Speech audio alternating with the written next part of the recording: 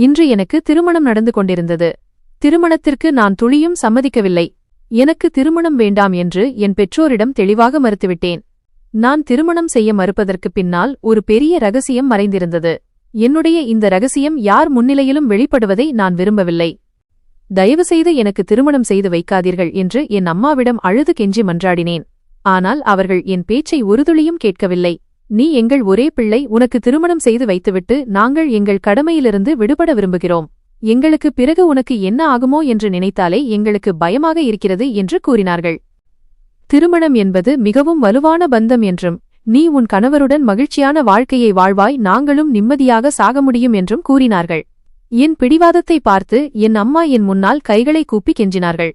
என் அம்மாவை அப்படி அழுது கொண்டு என்னால் பார்க்க முடியவில்லை. கட்டாயத்தின் பேரில் என்றாலும் நான் இந்த உறவுக்கு சம்மதம் தெரிவித்திருந்தேன். இன்று மணப்பெண்ணாக நான் என் கணவர் வீட்டிற்கு வந்திருந்தேன். என் நாத்தனார், கணவரின் தங்கை, என்னை அறையில் உட்கார வைத்தார். நான் மிகவும் பயந்திருந்தேன். என் பயம் எந்த அளவிற்கு இருந்தது என்றால், என் இதய துடிப்பு மிக வேகமாக இருந்தது. என் உடல் முழுவதும் நடுங்கிக் கொண்டிருந்தது. என் கைகள் குளிர்ந்து போயிருந்தன. நேரம் செல்ல செல்ல என் பயம் அதிகரித்துக் கொண்டே இருந்தது. இன்னும் சிறிது நேரத்தில் என் கணவர் அங்கத் அறைக்குள் வந்துவிடுவார் என்பதை நினைத்தாலே என் உயிர் போவது போல் இருந்தது. அதன் பிறகு என்ன நடக்கும் என்று நினைத்து நான் நடுங்கினேன். நான் இப்படி யோசித்துக் கொண்டிருந்தபோதே அறையின் கதவு திறந்தது. என் எதிரே என் கணவர் அங்கத் நின்றிருந்தார். அவரை பார்த்ததும் எனக்கு அடுத்த மூச்சே வராது போல் இருந்தது. ஏனெனில் நெஞ்சில் ஏதோ ஒரு இனம் புரியாத பயம் ஏற்பட்டது. அவர் என்னை ஒருமுறை பார்த்தார். ஏனோ தெரியவில்லை, அவர் நெற்றியில் சுருக்கங்கள் இருந்தன. அவர் இன்னும் அறையின் வாசலிலேயே நின்றிருந்தார். அறையின் கதவை அவர் ஓரமாக மூடிவிட்டு மீண்டும் வெளியே சென்றுவிட்டார். கதவு மூடியதும் என் இதயம் நெஞ்சில் நின்றுவிடும் போல் இருந்தது. சிறிது நேரம் கழித்து என் அறையின் கதவு மீண்டும் திறந்தது. என் ஓர்படி கணவரின் அண்ணி பதட்டத்துடன் உள்ளே நுழைந்தார். அவர் கையில் ஒரு வெள்ளை நிற போர்வை இருந்தது. திருமண பரபரப்பில் நான் இதை மறந்துவிட்டேன். அங்கு 10 நிமிடத்திற்குள் விருந்தினர்கள் முன்னிலையில் என்னை அவமானப்படுத்திவிட்டார். சரி, எழுந்திடு, நான் படுக்கையின் விரிப்பை மாற்ற வேண்டும் என்றார். நான் கட்டிலில் இருந்து இறங்கினேன். அவர் பழைய விரிப்பை எடுத்து சோபாவில் வைத்துவிட்டு கட்டிலில் வெள்ளை நிற போர்வையை விரித்தார். இதை பார்த்ததும் என் இதயத்தை யாரோ கையில் பிடித்து நசுக்கியது போல் இருந்தது. திருமண பரபரப்பில் மனிதர்களின் புத்தி மழுங்கிவிடுகிறது. 2 நிமிடத்திற்குள் அவர் கட்டிலில் வெள்ளை நிற போர்வையை விரிக்க சொல்லிவிட்டார். அங்கத் இந்த விஷயத்தில் மிகவும் சந்தேக குணம் கொண்டவர். படுக்கை விரிப்பை பார்த்து அவர் வீட்டை தலைகீழாக மாற்றிவிட்டார் என்று அண்ணி கூறினார். அவர் கோபமாக என்னிடம் வந்து, அண்ணி, நான் முன்பே உங்களிடம் என் படுக்கையில் திருமணத்திற்கு முதல் நாள் இரவு வெள்ளை போர்வை விரிக்க வேண்டுமென்று சொல்லியிருந்தேன். இப்போது நான் அறைக்குள் சென்று பார்க்கிறேன். படுக்கையில் வெள்ளை போர்வை இல்லை. பெண் கன்னித்தன்மை உடையவளா அல்லது நடத்தை கெட்டவளா என்று எனக்கு எப்படி தெரியும் என்று கேட்டதாக அண்ணி கூறினார். என் அண்ணி வாயிலிருந்து இந்த வார்த்தையை கேட்டதும் என் உடல் முழுவதும் வியர்த்தது. என் அண்ணி அறையை விட்டு சென்றுவிட்டார். ஆனால் என் இதயம் துடிக்க மறந்துவிட்டது போல் இருந்தது.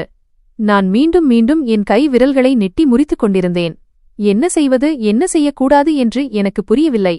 சிறிது நேரம் கழித்து அறையின் கதவு திறந்தது. அங்கத் அறைக்குள் நுழைந்தார். நான் சுதாரித்து அமர்ந்து கொண்டேன். இம்முறை அவர் முகத்திலிருந்த இறுக்கம் சற்று குறைந்திருந்தது. அவர் என் அருகில் வந்தார். அவர் என் அருகில் அமர்ந்ததும் நான் பயத்தில் நடுங்க ஆரம்பித்தேன். அவர் என் முகத்தை தாடையை பிடித்து மேலே தூக்கினார். என் கண்கள் தானாகவே தாழ்ந்தன. சிறிது நேரம் அவர் என் முகத்தை மிகுந்த காதலுடன் பார்த்து கொண்டிருந்தார். பிறகு, நீ மிகவும் அழகாக இருக்கிறாய். உன் அழகைப் பற்றி என் அண்ணி சொன்னதெல்லாம் உன் முன்னால் ஒன்றுமே இல்லை. அண்ணி உன் அழகை மிகவும் புகழ்ந்தார்கள். ஆனால் உன்னை பார்த்தால் அந்த புகழ்ச்சியெல்லாம் குறைவு என்று தோன்றுகிறது என்றார். நீ அந்த வர்ணனைகளை விட பல மடங்கு அழகாக இருக்கிறாய் என்று கூறிக்கொண்டே அவர் தனது சட்டைப்பையிலிருந்து ஒரு மென்மையான சிறிய பெட்டியை எடுத்தார். அதில் ஒருவேளை முகம் பார்க்கும் சடங்கிற்கான பரிசு இருந்திருக்கலாம். என் இதயம் இன்னும் படபடவென அடித்துக் கொண்டிருந்தது. அவர் ஒரு செயினை எடுத்து என் கழுத்தில் அணிவிக்கத் தொடங்கினார். செயினை அணிவிக்கும் போது அங்கத்தின் விரல்கள் என் கழுத்தில் விளையாடத் தொடங்கியதும் என் உயிருக்கே ஆபத்து வந்தது போல் உணர்ந்தேன். அவர் கண்களில் இருந்த தவிப்பு அதிகரிக்கத் தொடங்கியது. அவர் கண்களில் தெரிந்த அந்த போதை என் உயிரை எடுத்துக் கொண்டிருந்தது. மெல்ல மெல்ல அவர் என் அருகில் வரத் தொடங்கினார். ஆனால் நான் சட்டென்று பின்வாங்கினேன். என் இந்த செயலால் அவர் சிரிக்கத் தொடங்கினார். சுனைனா, நமக்கு திருமணமாகிவிட்டது. கணவன் மனைவி உறவு இப்படித்தான் இருக்கும். நம் இருவருக்கும் இடையில் எந்த மறைபொருளும் இல்லை என்று கூறிக்கொண்டே அங்கத் என் கையை பிடித்தார். என் கை மிகவும் சில்லென்று இருந்தது. ஒருவேளை மெல்ல மெல்ல அவர் என்னை நம்பிக்கைக்குள் கொண்டுவர முயற்சித்துக் கொண்டிருந்தார். ஆனால் நான் முழுவதுமாக நடுங்கிக் கொண்டிருந்தேன். அங்கத் மீண்டும் எனக்கு புரிய வைக்க முயன்றார். இதோ பார் சுனைனா, நம்மிடையே நடக்கும் எதுவும் நியாயமானதுதான். பெண்கள் இதுபோன்ற நேரங்களில் பெரும்பாலும் பயப்படுவார்கள். ஆனால் என்னை நம்பு, என்னால் உனக்கு எந்த கஷ்டமும் வராது. நான் உன் கணவன். ஒருவேளை நான் நடுங்குவதையும் பயப்படுவதையும் பார்த்து அவர் எனக்கு ஆறுதல் சொல்ல முயன்றிருக்கலாம். ஆனால் என் நடுக்கத்திற்கும் பயத்திற்கும் காரணம் வேறொன்று இருந்தது. நான் என் வீட்டிலிருந்து விடைபெறுவதற்கு முன் 4 தூக்க மாத்திரைகளை சாப்பிட்டுவிட்டு வந்திருந்தேன். அதனால் மெல்ல மெல்ல என் கண்களில் தூக்கம் வரத் தொடங்கியது. பார்க்க பார்க்க நான் ஆழ்ந்த தூக்கத்திற்குள் சென்று கொண்டிருந்தேன். அங்கத் என்னை உலுக்கி, சுனைனா உனக்கு என்னாச்சு என்று கேட்பது மட்டும் எனக்கு நினைவிருந்தது. அதன் பிறகு என் மூளை முழுவதுமாக இருளில் மூழ்கிவிட்டது. எனக்கு நினைவு வந்தபோது எனக்கு ட்ரிப் ஏற்றப்பட்டுக் கொண்டிருந்தது. நான் என் அறையிலேயே படுத்திருந்தேன். என் அண்ணி என் தலைமாட்டில் அமர்ந்திருந்தார். என் நாத்தனாரும் என் கட்டிலுக்கு அருகில் நின்று என் மீது ஊதிக்கொண்டிருந்தார். அங்கத்தரையில் குறுக்கும் நெடுக்குமாக நடந்து கொண்டிருந்தார். இதையெல்லாம் பார்த்து நான் எழுந்து உட்கார முயற்சித்தேன். உடனே என் அண்ணி, படுத்திரு என்றார். மருத்துவரும் அறையில் இருந்தார். நான் கண் விழித்ததை பார்த்த மருத்துவர், ட்ரிப்ஸ் முடிந்ததும் அங்கத்திடம் சொல்லி அதை கழற்றச் சொல்லுங்கள் என்றார். பிறகு எனக்கு சில மருந்துகளை எழுதிக் கொடுத்து இவற்றை தொடர்ந்து பயன்படுத்தச் சொல்லுங்கள் என்று கூறிவிட்டு விரைவில் மருத்துவர் அறையை விட்டுச் சென்றுவிட்டார். என் அண்ணி, நான் உனக்கு பால் கொண்டு வருகிறேன் என்று கூறி அவரும் அறையை விட்டு வெளியேறினார். அவருக்கு பின்னால் என் நாத்தனாரும் சென்றுவிட்டார். நான் அங்கத்தை பார்த்தேன். அவர் நெற்றியில் சுருக்கங்கள் இருந்தன. கோபமாக அறையைச் சுற்றி வந்து கொண்டிருந்தார். நான் கடிகாரத்தை பார்த்தேன். காலை 6 மணி ஆகப் போகிறது. நான் இன்னும் மணப்பெண் கோலத்திலேயே இருந்தேன். ஆனால் அவர் உடை மாற்றியிருந்தார். அவர் என் அருகில் வந்து என்னை கோபமாக முறைத்தார். என்ன நாடகம் இது? நீ இரவில் தூக்க மாத்திரை சாப்பிட்டாயா என்று கேட்டார். நான் எந்த பதிலும் சொல்லவில்லை. என் கண்களை திருப்பிக் கொண்டேன். ஐயு மேட் சுனைனா? நீ பைத்தியமா சுனைனா? உனக்கு மூளை கெட்டுவிட்டதா? உன் புத்தி சுவாதீனமாக உள்ளதா என்று கத்தினார். நான், என்னிடம் வேறு வழி இருக்கவில்லை, என்னை மன்னித்து விடுங்கள், எனக்கு திருமணம் என்றால் பயம் என்றேன். என் பேச்சைக் கேட்டு அவர் என்னையே பார்த்து கொண்டிருந்தார். பிறகு, அதற்கு இதுதான் தீர்வா? நீ இரவு முழுவதும் எங்கள் எல்லோரையும் பயமுறுத்தி விட்டாய். எந்த பெண்ணும் தன் முதலிரவு அன்று தூக்க மாத்திரை சாப்பிட்டுவிட்டு வரமாட்டாள் என்றார். ஒவ்வொரு பெண்ணுக்கும் திருமணம் நடக்கிறது. திருமணத்தன்று ஏதோ ஒரு பதட்டம் இருக்கத்தான் செய்யும். ஏனென்றால் அவள் ஒரு புதிய உறவில் இணையப் போகிறாள். கணவனுடனான அவள் உறவு மிகவும் ஆழமானது. ஆனால் எந்த பெண்ணும் தூக்க மாத்திரை சாப்பிட மாட்டாள். இதற்கிடையில் என் ட்ரிப்ஸ் முடிந்துவிட்டது. அங்கத் என் ட்ரிப்ஸை கழற்றிவிட்டு அன்பாக எனக்கு புரிய வைக்கத் தொடங்கினார். இன்றைய இரவிற்காக நான் பல கனவுகளை என் கண்களில் சுமந்திருந்தேன். ஆனால் உனக்கு மனதளவில் இந்த உறவுக்கு தயாராக சிறிது காலம் கொடுக்க வேண்டும் என்று எனக்கு தோன்றுகிறது. ஏனெனில் நேற்றிரவு நடந்ததை நான் மீண்டும் விரும்பவில்லை. இதை கேட்டதும் நான் சிறிது நேரம் நிம்மதியடைந்தேன். அவர் என் அருகில் வரக்கூடாது, என்னுடன் எந்த உறவும் வைத்துக் கொள்ளக்கூடாது என்றுதானே நான் விரும்பினேன். ஏனெனில் அதற்கு பின்னால் மிகப்பெரிய காரணம் இருந்தது. ஆனால் இது எத்தனை நாட்களுக்கு சாத்தியம்? அவர் எனக்கு எவ்வளவு காலம் அவகாசம் கொடுப்பார்? குறைந்தபட்சம் 4 நாட்கள், 1 வாரம் அல்லது அதிகபட்சம் 1 மாதம் கொடுக்கலாம். அவர் கண்களில் தெரியும் ஏக்கத்தை பார்த்து இந்த மனிதரின் உள்ளே பொங்கியெழும் உணர்ச்சிகளை நான் எப்படி தடுக்கப் போகிறேன் என்று எனக்கு புரியவில்லை. அவர் என் முகத்தை உற்று நோக்கிக் கொண்டிருந்தார். நான் நிலைகுலைந்து போயிருந்தேன். என் மனதில் எந்த ஆசையும் இல்லை. இந்த திருமணம் என் விருப்பப்படியும் நடக்கவில்லை. இது ஒரு கட்டாய பந்தம். எது எப்படியோ என் பயம் முழுவதும் அந்த படுக்கை விரிப்பை பற்றித்தான் இருந்தது. அது எனக்கு மரண செய்தியை கொண்டு வந்திருக்கும். இரவில் நான் தூக்க மாத்திரை சாப்பிடாமல் இருந்திருந்தால் என்ன ஆகியிருக்கும்? அங்கத் கூறினார். எவ்வளவு அழகாகவும் அப்பாவித்தனமாகவும் இருக்கிறாய். உன்னை பார்த்தால் என் மனம் தவறு செய்ய என்னை தூண்டுகிறது. ஆனால் பரவாயில்லை, நான் உன்னை கவனித்துக் கொள்ளத்தான் வேண்டும். ஏனென்றால் இது என் பொறுப்பு. இதைச் சொல்லிவிட்டு அவர் அங்கிருந்து எழுந்து சென்றுவிட்டார். சிறிது நேரம் கழித்து என் அண்ணி எனக்கு பால் கொண்டு வந்தார். நான் பாலை குடித்துவிட்டு அவர்கள் என்னை தூங்கச் சொன்னார்கள். நான் மீண்டும் படுத்து தூங்கிவிட்டேன்.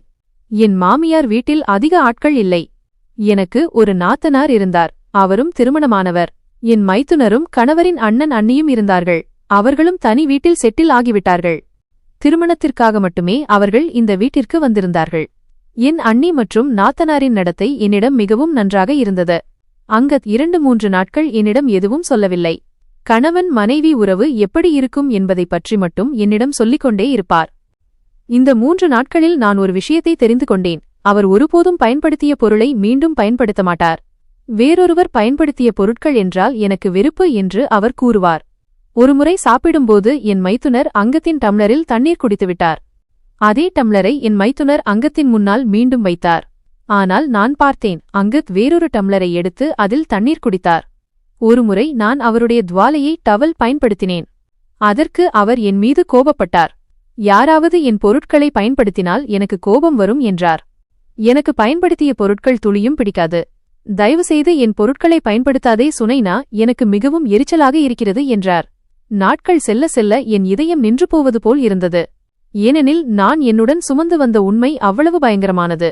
எந்த ஆணும் அதை தாங்கிக் கொள்ள முடியாது. அங்கத்தின் குணமிருக்கும் விதத்தை பார்த்தால் அவர் மீண்டும் என்னிடம் தன் கணவன் என்ற உரிமையை கேட்கும்போது நான் என்ன செய்வேன் என்று நினைத்தாலே என் இதயம் நடுங்கியது. அந்த நேரத்தில் நான் எப்படி என்னை காப்பாற்றிக் கொள்வது? இதை நினைத்தாலே என் நெஞ்சம் பதறியது. என் திருமணமாகி 8 நாட்கள் கடந்தன. நான் வீட்டு வேலைகளையும் செய்யத் தொடங்கியிருந்தேன். சமையலும் செய்ய ஆரம்பித்தேன். இப்போது என் அண்ணியும் தன் வீட்டிற்கு சென்றுவிட்டார். மாலையில் அங்கத் அலுவலகத்திலிருந்து திரும்பியதும் சாப்பிடும்போது என்னையே பார்த்து கொண்டிருந்தார். சாப்பிட்ட பிறகு நான் சமையலறையில் பாத்திரங்களை கழுவச் சென்றேன். அவர் என் பின்னாலேயே வந்தார். மிகவும் மோசமானவள், நீ திருமணமாகி 10 நாட்கள் ஆகிவிட்டன. ஆனால் நான் நீ இல்லாமல் எப்படி இருக்கிறேன் என்று உனக்கு கொஞ்சமும் கவலையில்லை என்றார். அவர் என் அருகில் வந்தார். என் கையில் இருந்த பாத்திரங்களை அவர் சிங்க் வைத்துவிட்டு, இதையெல்லாம் விடு, என்னுடன் அறைக்கு வா என்றார். அவர் என் கையை பிடித்து அறைக்கு அழைத்து சென்றார். அறையின் கதவை மூடி தாழ்பாள் போட்டார். நான் தரதரவென நடுங்க ஆரம்பித்தேன். என் இதய துடிப்பு தாறுமாறாக எகிரியது. எனக்கு மூச்சு திறுவது போல் உணர்வு ஏற்பட்டது. என் நிலைமை மெல்ல மெல்ல மோசமாக தொடங்கியது. என் பயத்தை பார்த்து அவர் என்னை படுக்கையில் அமர வைத்தார். உனக்கு என்னதான் பிரச்சனை சுனைனா? நீ நடந்து கொள்வது போல் எந்த பெண்ணும் நடந்து கொள்ள மாட்டாள். மற்ற நேரங்களில் நீ நன்றாகத்தான் இருக்கிறாய், அண்ணியிடம் நன்றாக பேசுகிறாய், வீட்டு வேலைகளையும் செய்கிறாய், எல்லாம் செய்கிறாய். ஆனால் என் உணர்வு உனக்கு புரிவதே இல்லை என்றார். நான் உன் அருகில் வர முயற்சிக்கும் போதெல்லாம் நீ மோசமாக நடுங்க ஆரம்பிக்கிறாய். இது எவ்வளவு காலம் நீடிக்கும் என்று கேட்டார். நான் எனக்கு பயமாக இருக்கிறது என்றேன். நான் எதற்காக இருக்கிறேன்? உன் பயத்தை எல்லாம் போக்கிவிடுவேன். உனக்கு ஒரு சிறு வலியும் ஏற்படாமல் பார்த்துக்கொள்வேன் என்று அவர் கூறினார். இதை சொல்லிக்கொண்டே அவர் என் முகத்தில் விழுந்த முடியை தன் விரல்களால் ஒதுக்கினார். பிறகு மெல்ல மெல்ல தன் கைகளால் என் முகத்தை தொட்டார். ஆனால் நான் உடனே அவர் கையை தள்ளிவிட முயன்றேன். ஆனால் இம்முறை அவர் என் கையை தன் மறு கையால் பிடித்து தடுத்தார்.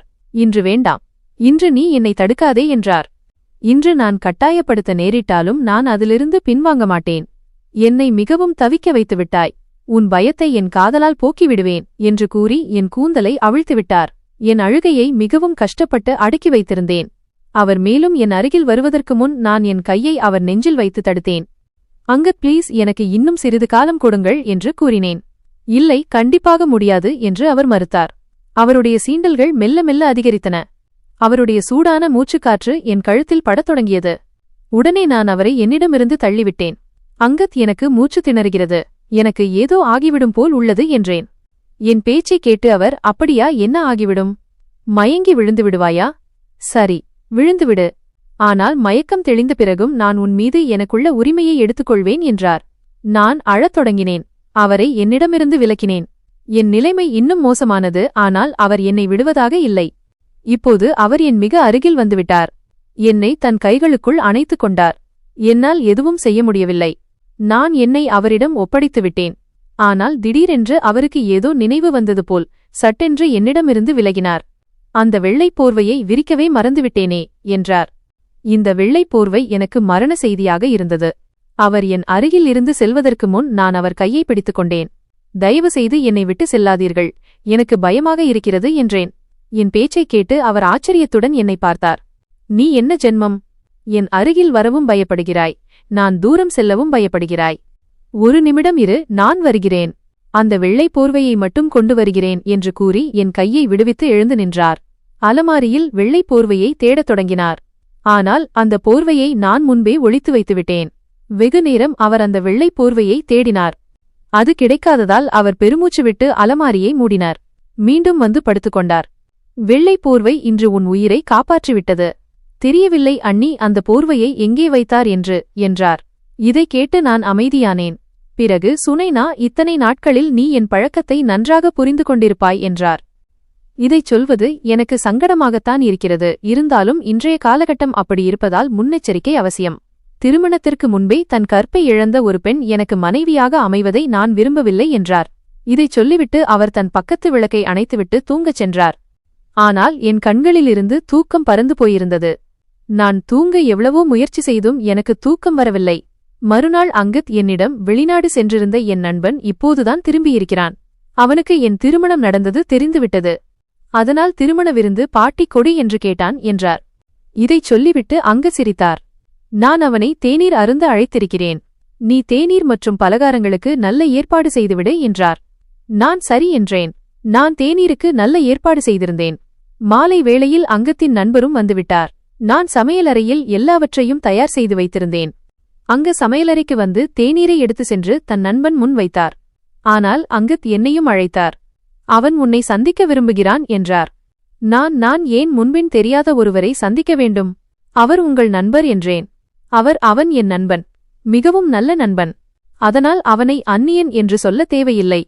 மிகவும் நல்ல ஒழுக்கமான பையன் என்று கூறி என் கையை பிடித்து வரவேற்பறைக்கு அழைத்து செல்லத் தொடங்கினார். ஆனால் வரவேற்பறைக்குள் செல்வதற்கு முன்பே அங்கத்தின் நண்பர் மீது என் பார்வைப்பட்டது. என் சுயநினைவே போய்விட்டது போல் இருந்தது. பூமி வானமெல்லாம் என் கண்முன் சுழல்வது போல் இருந்தது. என் கண்களுக்கு கீழே இருள் சூழ்ந்தது. நான் அங்கேயே அமர்ந்து விட்டேன். அங்கத், சுனைனா என்னாச்சு உனக்கு? வா, என் நண்பனை ஒருமுறை சந்தித்துவிடு. அவன் உன்னை பார்க்க விரும்புகிறான் என்றார். நான் அங்கத் ஏனோ தெரியவில்லை, என் தலை சுற்றுகிறது. நான் சிறிது நேரம் என் அறையில் ஓய்வெடுக்க விரும்புகிறேன் என்றேன். என் நிலைமையை பார்த்து அங்கத் அதற்கு மேல் எதுவும் சொல்லவில்லை. அவரே தன் நண்பனிடம் சென்றார். நான் என் அறைக்கு வந்துவிட்டேன். என் பயத்திற்கான உண்மையான காரணமே இப்போது அங்கத்தின் நண்பனாக வரவேற்பறையில் அமர்ந்திருக்கும் அந்த மனிதர்தான். நான் தேம்பி அழத் தொடங்கினேன். இதுதான் நான் மறக்க விரும்பிய அந்த கசப்பான உண்மை. ஆனால் விதிக்க வேறு விருப்பம் இருந்தது போலும். ரோனக்குடனான என் முதல் சந்திப்பு ஒரு கடையில் ஸ்டோர் நடந்தது. நாங்கள் இருவரும் புத்தாண்டு வாழ்த்து அட்டை, நியூ இயர் கார்டு வாங்க விரும்பினோம். தற்செயலாக அங்கு ஒரே ஒரு கார்டுதான் இருந்தது. அதற்காக எங்களுக்குள் வாக்குவாதம் ஏற்பட்டது. அந்த நியூ இயர் கார்டு பார்க்க அப்படி இருந்தது. எங்கள் இருவருக்கும் அதே கார்டு பிடித்திருந்தது. அந்த கடையில் அதே போன்ற இன்னொரு கார்டு இல்லை. நாங்கள் இருவரும் அந்த கார்டிற்காக வாக்குவாதம் செய்ய ஆரம்பித்தோம். ஆனால் சிறிது நேரத்திற்குப் பிறகு ரோனக் அந்த கார்டை என்னிடம் கொடுத்துவிட்டான். ஆனால் அந்த கார்டில் அவன் தன் பெயரையும் தொலைபேசி எண்ணையும் எழுதியிருந்தான். நான் வீட்டிற்கு வந்து பார்த்தபோது அதில் அவன் பெயர் மற்றும் எண் இருந்தது. அவன் மிகவும் அழகான இளைஞன். இருந்தாலும் அவனுடைய இந்த செயல் எனக்கு கோபத்தை ஏற்படுத்தியது. ஏனென்றால் அந்த அட்டை கார்டு இப்போது எனக்கு எந்தவிதத்திலும் பயனுள்ளதாக இல்லை.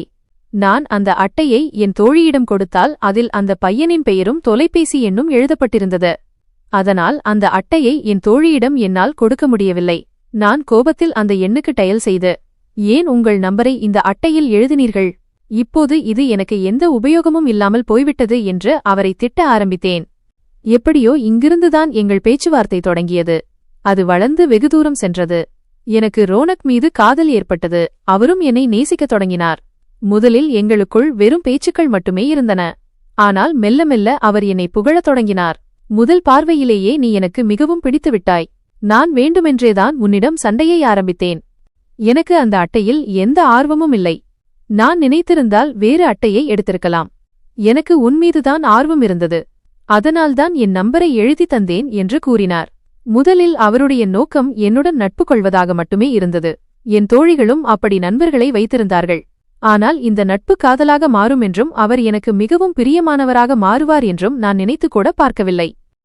6 மாதங்களிலேயே எங்கள் நிலைமை எப்படி இருந்தது என்றால், நாங்கள் ஒருவரையொருவர் விட்டு பிரிந்து இருக்க முடியாது என்ற நிலை ஏற்பட்டது. எங்களுக்குள் எந்த விஷயத்திற்கும் திரை இல்லாமல் போனது. நாங்கள் ஒருவருக்கொருவர் எல்லா வகையான விஷயங்களையும் பகிர்ந்து கொள்ள ஆரம்பித்தோம். நாம் பேசக்கூடாத விஷயங்களை கூட பேசினோம். சாத்தான் மனிதனை ஆட்கொள்ளத் தொடங்கினால் அவனது புத்தி மழுங்கிவிடும். எங்களுக்கும் அப்படித்தான் நடந்தது. மெல்ல மெல்ல நான் நிலைகுலைய ஆரம்பித்தேன். என் வழியிலிருந்து விலகத் தொடங்கினேன். ஒருவேளை இந்த வயது அப்படிப்பட்ட உணர்ச்சிவசப்படும் வயதாக இருக்கலாம். அந்த நேரத்தில் நான் இன்டர் வகுப்பில் இருந்தேன். அப்போது எனக்கு 17 வயது. இது மிகவும் மென்மையான வயது. பெண்கள் மிக எளிதாக தங்கள் பாதையிலிருந்து விலகிவிடுவார்கள். ஒருமுறை ரோனக் என்னை சந்திப்பதற்காக வெளியே அழைத்தார். எனது நிலையும் எப்படி இருந்தது என்றால், இப்போது வெறும் பேச்சுகளில் மனம் நிறைவடையவில்லை. ஒரு சந்திப்பை நடத்த வேண்டும் என்று நினைத்து நான் அவரை சந்திக்க சென்றேன். ஒருவரையொருவர் பார்த்ததும் எங்கள் உணர்ச்சிகள் பொங்கின, கட்டுக்கடங்காமல் போயின. சந்திப்புகள் தொடர்ந்தன. ஒருமுறை நடக்கக்கூடாத அனைத்தும் நடந்துவிட்டன. நான் அன்று கல்லூரிக்கு செல்வதாக சொல்லிவிட்டு வெளியே வந்தேன். ஆனால் உண்மையான நோக்கம் ரோனக்கை சந்திப்பதாகவே இருந்தது. முதல் சந்திப்பில் நாங்கள் ஒரு கபேவில் சந்தித்தோம். ஒருவரையொருவர் பார்த்தும் எங்கள் மனம் நிரம்பவில்லை. நாங்கள் இன்னும் நெருக்கமாக இருக்க விரும்பினோம். இம்முறை ரோனக்கிடம் அவர் எனக்காக தன் வீட்டாரிடம் பெண் கேட்க வேண்டுமென்று சொல்ல விரும்பினேன். அவருக்கும் அதே ஆசைதான் இருந்தது. அவர் என்னை தன் நண்பனின் பிளாட்டுக்கு பிளாட் அழைத்துச் சென்றார். தனிமையில் இருந்த அந்த பிளாட்டில் எனக்கு கொஞ்சம் பயமாக இருந்தது. ஆனால் மெல்ல மெல்ல என் பயம் குறையத் தொடங்கியது. நான் என் அண்ணனிடம் இத்தாலிக்குச் செல்கிறேன். 3 வருடங்களுக்குப் பிறகு திரும்புவேன். அப்போது உன்னை பெண் கேட்பேன். 3 வருடத்தில் நான் நன்றாக செட்டில் ஆகிவிடுவேன். அப்போது உன் வீட்டில் உள்ளவர்கள் நம் திருமணத்திற்கு எதிர்ப்பு தெரிவிக்க மாட்டார்கள் என்று ரோனக் சொல்லத் தொடங்கினார். ரோனக்கின் பேச்சைக் கேட்டு என் கண்களிலிருந்து கண்ணீர் வழியத் தொடங்கியது. ரோனக், நான் உன்னில்லாமல் 3 வருடங்களை எப்படி கழிப்பேன்? நான் செத்துவிடுவேன் என்று சொன்னேன். அவருடைய கண்களும் கலங்கியிருந்தன. நான் எப்போது அழுது கொண்டே அவர் அருகில் சென்றேன் என்று தெரியவில்லை. நான் அவர் தோளில் சாய்ந்து அழ ஆரம்பித்தேன். எங்கள் இருவருக்குமே இதுதான் முதல் நெருக்கமான சந்திப்பு. ரோனக்கின் வாழ்க்கையிலும் எனக்கு முன் எந்த பெண்ணும் இவ்வளவு நெருக்கமாக வந்ததில்லை. என் வாழ்க்கையிலும் எந்த பையனும் வந்ததில்லை. அவர் எனக்கு ஆறுதல் சொல்லத் தொடங்கினார். நீ கவலைப்படாதே, இப்போது என்னிடம் எந்த வேலையும் இல்லை. வேலை இல்லாமல் உன் பெற்றோரும் உன்னை எனக்கு தரமாட்டார்கள் என்றார். நான் அவருடன் ஒட்டிக்கொண்டு அழுது கொண்டே இருந்தேன். எப்போது ரோனக் மீது போதை ஏறத் தொடங்கியது என்று தெரியவில்லை. அவர் என்னை மெல்ல மெல்ல தன் கைகளில் அள்ளிக்கொண்டார். நானும் உன்னை விட்டு எப்படி இருப்பேன்? எனக்கு ஒரு மறக்க முடியாத சந்திப்பை கொடு. அப்போதுதான் நான் அங்கு எப்போதெல்லாம் சோகமாக இருக்கிறேனோ அப்போதெல்லாம் உன்னை நினைத்துக் கொள்வேன். இந்த அழகான தருணங்களை நினைத்து என் மனதிற்கு நிம்மதி தேடிக்கொள்வேன் என்று கூறினார். இதைக் கேட்டு நான் திடீரென்று பயந்து போனேன். ரோனக்கை விட்டு விலகினேன். நான் மறுத்தேன். ஆனால் அவருடைய காதலுக்கு முன்னால் நான் பலவீனமாகிவிட்டேன். என்னால் அவரை அதிகம் மறுக்க முடியவில்லை. மெல்ல மெல்ல நாங்கள் மிகவும் நெருக்கமாகிவிட்டோம். எனக்கே அது தெரியவில்லை. அந்த சந்திப்பு என் வாழ்நாள் முழுவதும் ஒரு நோயாக மாறிவிட்டது. உணர்ச்சிகளின் புயல் அடங்கிய போது நான் என் அனைத்தையும் இழந்திருந்தேன். நான் அழுது கொண்டே இருந்தேன். அவர் சட்டையை அணிந்து கொண்டே, நான் உனக்கு ஒருபோதும் துரோகம் செய்ய மாட்டேன் என்றார். நான் சொன்னேன், ரோனக், எனக்கு பயமாக இருக்கிறது. தாமதமாகிவிட்டால் நான் என்ன செய்வேன்? அதற்கு அவர், உனக்கு ஒன்றும் ஆகாது. இப்போது நீ இன்றில்தான் இருக்கிறாய். உன் படிப்பு முடிவதற்குள் நான் திரும்பி வந்துவிடுவேன். சொல்லப்போனால் அதற்கு முன்பே வந்துவிடுவேன். நீ திருமணம் செய்து கொள்ளாமல் எனக்காக காத்திரு என்று சொல்லிவிட்டு சென்றார். ஆனால் அவர் வரவில்லை. ஆரம்பத்தில் அவர் என்னுடன் பேசிக் கொண்டிருந்தார். ஆனால் மெல்ல மெல்ல அவருடைய அழைப்புகளும் வருவது நின்றது. அவருடைய போனும் சுவிட்ச் ஆஃப் ஆகத் தொடங்கியது. தொடர்பு கொள்ள எவ்வளவோ முயற்சித்தேன். ஆனால் அவரிடம் பேசவே முடியவில்லை. 4 வருடங்கள் நான் அவருக்காக காத்திருந்தேன். ஆனால் அவர் வரவில்லை. எனக்கு 21 வயதாகிவிட்டது. எனக்கு வரன்கள் வரத் தொடங்கின. நான் என் பெற்றோரிடம் ஏதாவது ஒரு காரணத்தைச் சொல்லி தட்டிக் கழிப்பேன். ஆனால் அங்கித் என்பவரின் வரனில் நான் மறுப்பதற்கு எந்த குறையும் இல்லை. அவர் அழகானவர், வசீகரமான பையன். அவரிடம் எந்த குறையும் இல்லை. பிறகு நான் எப்படி மறுப்பது? என் பெற்றோர் அவருடன் எனக்கு திருமணம் செய்து வைத்தனர். நான் அவருடைய மனைவியாக அவர் வீட்டிற்கு வந்தேன். ஆனால் திருமணத்தின் முதல் இரவில் படுக்கையில் வெள்ளை விரிப்பு விரிக்கப்பட்டதை பார்த்ததும் நான் விசித்திரமான பதட்டத்தில் ஆழ்ந்தேன். ஏனென்றால் நான் புனிதமானவள் இல்லை என்பதை அவர் தெரிந்து கொள்வார். இப்போது ரோனக் என் கண்முன் வந்து நின்றது போல் இருந்தது. அவர் ஏன் வந்தார்? 4 வருடங்களில் வராதவர் இப்போது ஏன் என் வாழ்க்கையை நாசமாக்க வந்தார்? நான் ஏற்கனவே என் வாழ்க்கையை மிக கஷ்டப்பட்டு ஓட்டிக் கொண்டிருந்தேன். என் கணவர் அந்த வெள்ளை விரிப்பு இல்லாமல் என்னை ஏற்க தயாராக இல்லை. அவருக்கு என் புனித தன்மையின் ஆதாரம் தேவைப்பட்டது. அதை நான் இழந்துவிட்டேன். மாலை முடிந்து இரவு வந்தது. அங்கு தரைக்கு வந்தார். நான் அழுது கொண்டிருப்பதை பார்த்து என்னவென்று கேட்டார். எனக்கு தலை மிகவும் வலிக்கிறது என்று சொன்னேன். வா, நான் உன்னை மருத்துவரிடம் அழைத்துச் செல்கிறேன் என்றார். நான் மறுத்துவிட்டேன். நான் மாத்திரை போட்டுக்கொள்கிறேன், சிறிது நேரத்தில் சரியாகிவிடும் என்றேன். அவர் பேசத் தொடங்கினார். ரோனக் என் மிக நெருங்கிய நண்பன். நீயும் எங்களோடு அமர்ந்து பேசுவாய் என்று நினைத்தேன் என்றார். பிறகு அங்கத் சொல்லத் தொடங்கினார். சுனைனா, என் நண்பன் ரோனக்கிற்கு ஒரு மிகப்பெரிய கொடுமை நடந்துவிட்டது தெரியுமா? நான் ஏன்? என்னாச்சு என்று கேட்டேன். அவன் ஒரு பெண்ணை காதலித்தான். ஆனால் அந்த பெண் அவனை ஏமாற்றிவிட்டாள். அவன் அந்த பெண்ணுக்காகத்தான் வெளிநாட்டிற்கே சென்றான். தான் செட்டில் ஆகி அந்த பெண்ணை திருமணம் செய்து கொள்ளலாம் என்று நினைத்தான். ஆனால் அந்த பெண் அவனை ஏமாற்றிவிட்டாள். அவன் எங்கு சென்றானோ அங்கேயே அவனுக்கு விபத்து ஏற்பட்டது. அதில் அவனுடைய ஒரு கால் கூட பழுதாகிவிட்டது. அவன் இப்போதும் கைத்தடி உதவியுடன் தான் நடக்கிறான். இந்த விபத்தில் அவனுடைய மொபைலையும் யாரோ எடுத்துவிட்டார்கள். அது அவனுக்கு திரும்ப கிடைக்கவில்லை. அதனால் அவனால் அந்த பெண்ணிடம் மீண்டும் பேச முடியவில்லை. அவனுக்கு எந்த கம்பெனியில் வேலை கிடைத்ததோ அவர்களே அவனுக்கு சிகிச்சை அளித்தார்கள். ஆனால் அவன் குணமானதும் மீண்டும் வேலையில் சேர வேண்டுமென்றும் 4 வருடங்கள் வரை இந்தியா திரும்பக்கூடாது என்றும் அவனை 4 வருடங்களுக்கு ஒப்பந்தம் மூலம் கட்டிப்போட்டுவிட்டார்கள். அந்த பெண்ணிடம் அவன் விரும்பினாலும் பேச முடியவில்லை. ஏனென்றால் அந்த பெண்ணின் நம்பர் அந்த போனில்தான் இருந்தது.